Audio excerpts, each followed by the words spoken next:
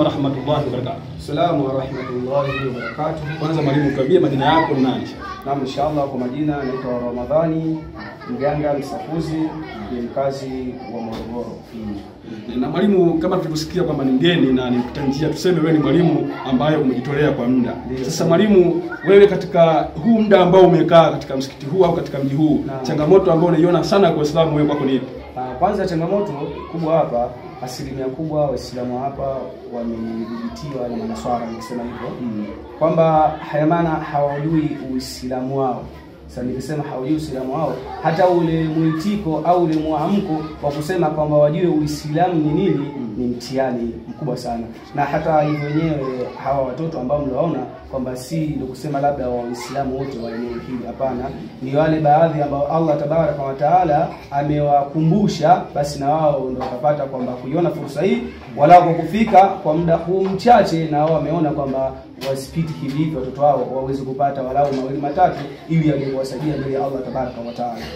Naam, kwa hiyo tunaona kabisa kwa maelezo ya imamu na kwa maelezo ya shekhe kwamba kilio kikubwa cha hapa bila shaka ni mwalimu. Naam. Njia shekhe, kwani hapa upo kibiashara au ipo kwa sababu ya kilimo au labda kuna kitu ambacho tutakuwa umefuata kwa muda huu ambao kwa muda kwa kipindi hapa tulichokuja kwamba sikuja madhumuni ambayo kuja hapa ni kama vile kuja kusalimia.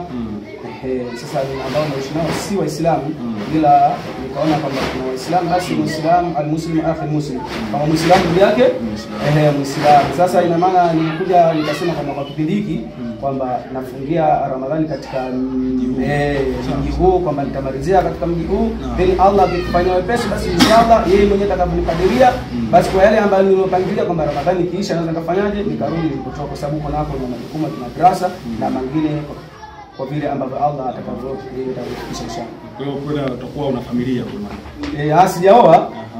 Kwa kuwa sijaoa, lakini sasa mwalimu, kwa muda ambao umekaa hapa na jinsi ulivyoona Uislamu na wewe umesoma dini, haujahamasika kubaki katika sehemu hii?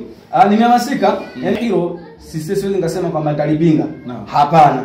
Pale ambapo kila kitu kitakapokuwa sawa, basi Allahu ya'lamu, kama Allah yeye ndiye mjuzi wa kila kitu. Maana siwezi ngasema kwamba nikatae wakati tunasimamia majambo ya Allah tabaraka wa taala, itakuwa ni kama si vizuri wakati aliyakuwa ni Muislamu ndugu yake Muislamu. Naam.